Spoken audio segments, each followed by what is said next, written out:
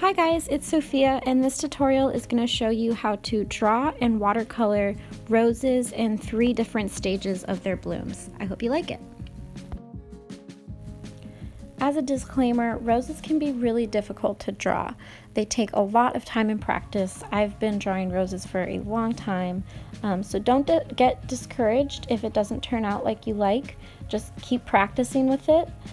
And try to just relax and have fun with this tutorial.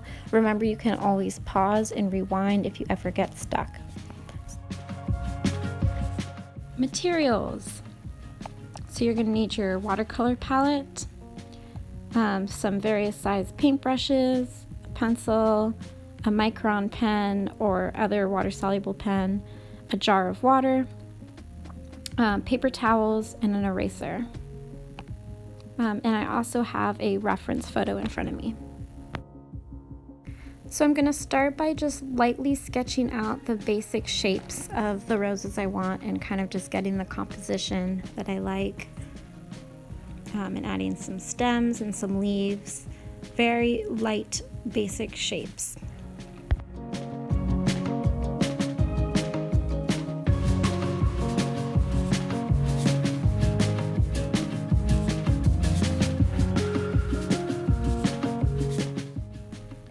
And then I'm gonna add just a couple buds at the bottom too that haven't bloomed yet, and a few more leaves, and just kind of adjust it until you like your composition. So then once you have the composition that you like and you have your main shape sketched out, I'm gonna start with the rose that's in most bloom. So I'm gonna start with a small little squiggly oval shape, not quite in the center but a little further up. And then I'm gonna just add some squiggly lines coming out from that oval and connecting back. And I'm just gonna keep adding a few of those over and over, and each line is gonna form a new petal. So you want them to be closest together and the smallest on the inside. And then as you get further out, I'm just gonna kind of be making bigger petals. So I'm gonna be making bigger lines. So now I'm gonna make a kind of a teardrop shape so that the 2 lines come down and meet in a point. And this is where the petals will overlap. And then I'm gonna make another petal underneath that so that the point kind of goes into another petal and forms some depth. But if this is too complicated, then you can just keep doing that same half oval shape and keep making them bigger as you go out. And it doesn't really matter, just keep adding petals where you feel like they're needed until you get to the size that you want. And try to make them nice and organic, vary the sizes, make the lines nice and wiggly, and just have fun with it.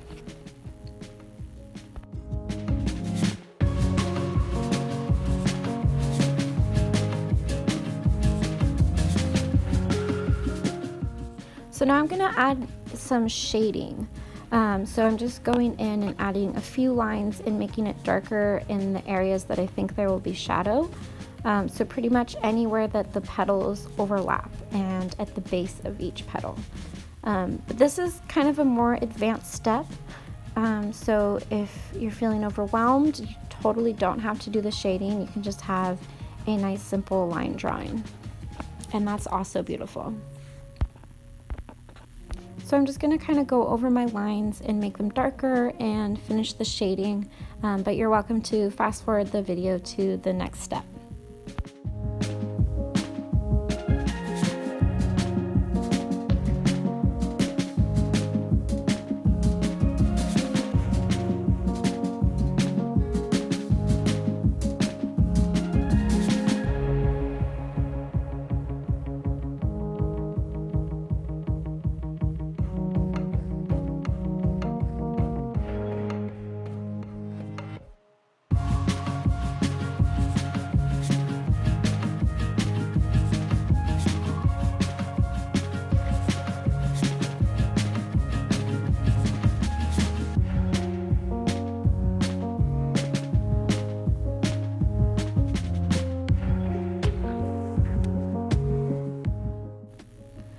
going to go over the stem and the leaves at the base of the flower.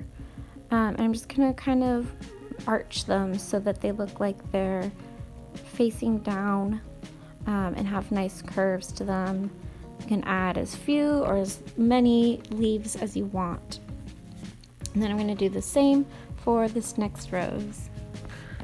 So this next flower is only partially bloomed, so it hasn't fully opened up yet. So I'm going to start by sketching kind of a bigger oval in the top third of the flower, and then another half oval coming down. And then I'm going to do the same kind of line work as the other flowers. So start with a small, tiny little oval, and then make some petals coming out from that. So just kind of some squiggly lines that come out and then attach in another place. And keep them kind of nice and small at the top half. And then I'm going to make one big line coming all the way down to the middle of the flower, so right about there. And then I'm just going to kind of curve it up and attach it to the top part of the flower. So it's one continuous line that comes down all the way from the top part and then kind of curve it down all the way into the center of the flower. And I'm going to add another squiggly line attaching to that so it looks kind of like the outside fold of the petal. And then I'm going to do the same thing on the other side. So I'm going to start kind of midway through the flower this time and bring it all the way down to the bottom, to the very base of the flower. And make it kind of like a similar curve shape, kind of like an S shape. And they should attach together. And then I'm going to do a similar squiggly line attaching to it so it looks like the outer fold of the petal. And then one more line to connect the base of it. And then I'm just going to add a couple more leaves at the base, so in a similar shape as the other leaves. I'm going to do 3 this time. And I'm going to draw a line down the middle for the vein and just kind of touch up my lines here.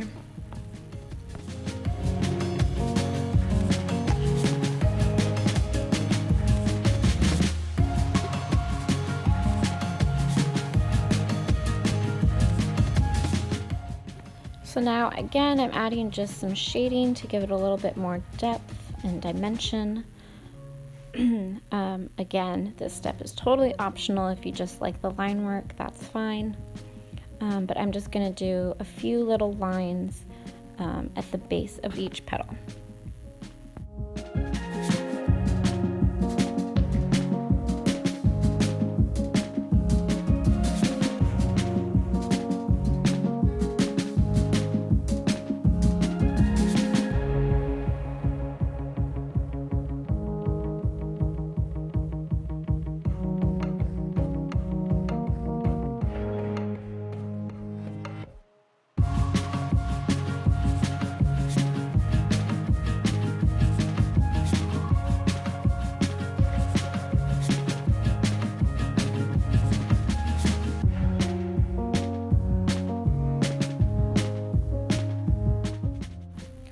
So then this last flower is going to be in an even earlier stage, so it's not quite bloomed yet at all.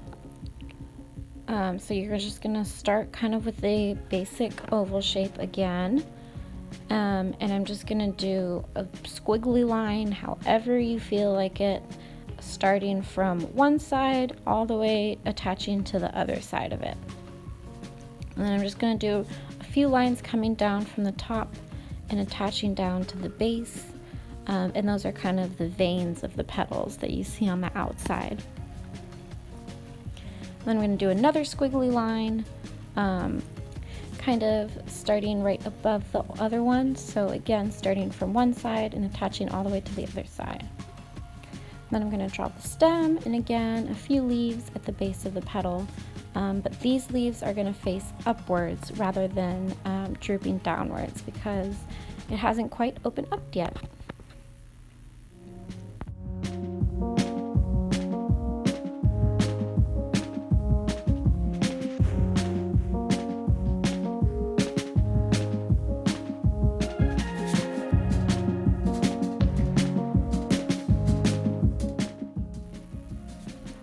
And the last two flowers I'm going to draw are just little buds, so it's just the very beginning stages of the flower. So I'm going to make kind of a teardrop shape with it a lot wider at the base, and then just do a few lines through it just to make it look textured and like some veins. I'm going to make the same one but slightly smaller for the other side, or for the other one. And then the last part, I'm just going to add like 3 or 4 leaves. You can add as many as you want wherever you feel like it's needed. So I'm just kind of making some teardrop shapes with like a vein down the center. But you can make whatever shape leaves you feel like it.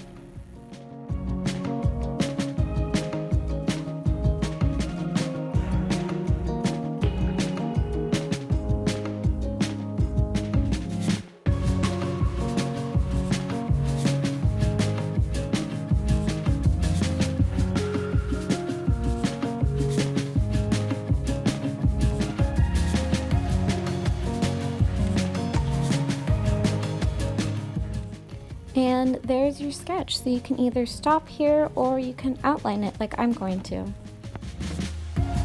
So I'm using Micron pens. I'm using 0.03 for the outline and 0.01 for the shading. Micron pens are great if you're going to be using watercolor because they won't smudge when you put water over them.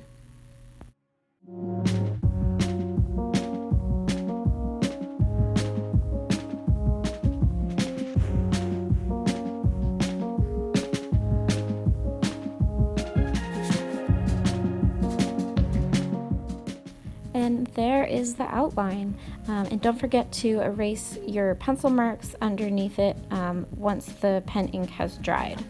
So now I'm going to go on to watercolor it. So I always like to test my colors either on the back or on a separate piece of paper before I start painting my actual image, just so I get a nice color scheme.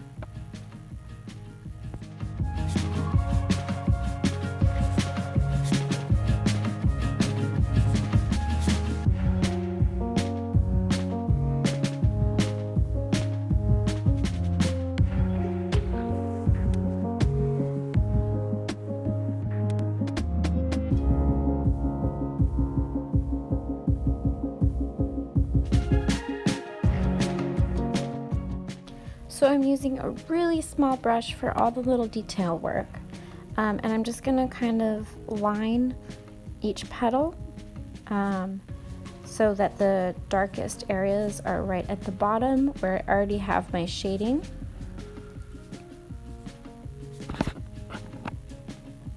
And then we're going to take some water and a cleaner brush, and I'm just going to kind of fade that line out so that the darkest part is at the base of each petal and that the end of each petal is lighter.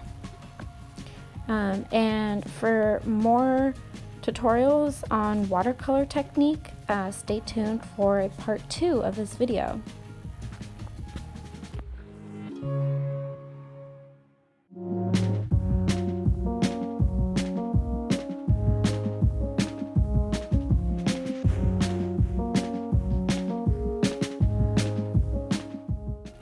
Okay, so again, I'm just adding a dark line of color at the base of each petal, or where they overlap and where there's shadow.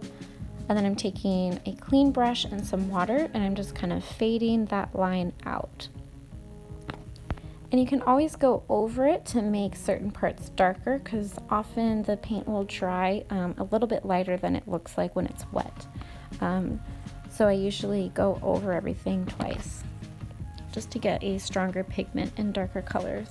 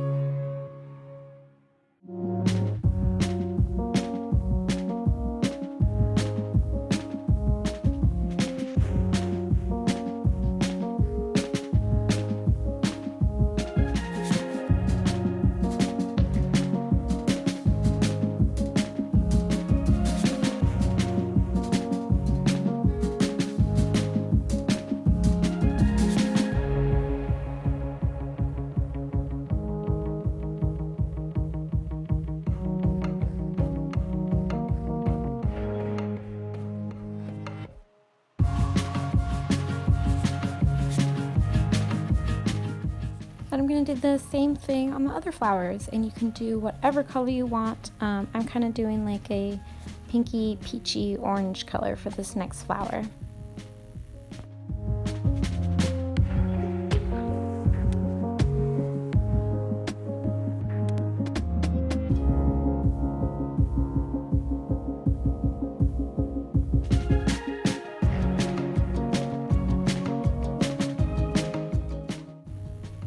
I'm gonna do like yellowy orange for the third one.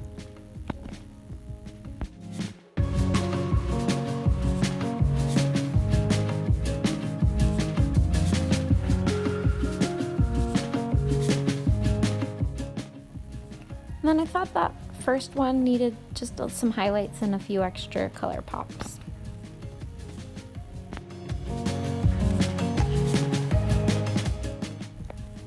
So for the stems and leaves, it's the same thing. I'm going to add some darker colors where the shadows are to add some depth to it.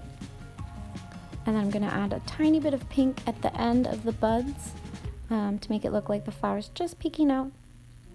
I'm going to add some yellow highlights on the leaves and stems as well. And there are your beautiful roses. If you like it like this, then great. But I'm going to go ahead and add a background. So keep watching if you're curious to do a background. So the background, I'm just going to get my brush really wet and do it nice and fluid. And I'm just kind of cautiously going in between each flower and each leaf. And you can do whatever color you want. You can do a combination of colors. I'm going to add some darker blue and some purples at the bottom, and then some greens and some yellows at the top. And just keeping your brush and paper really moist the whole time so it blends together. And then my final touch is I'm going to add some speckles to the background. So I'm just going to take my brush, I'm going to get it nice and wet and full of color, and then I'm just kind of flicking it onto the paper wherever I want the dots to be. And have fun with this, but try not to go overboard because it's really easy to cover your page entirely with speckles and kind of ruin the image in the background. So just do a few.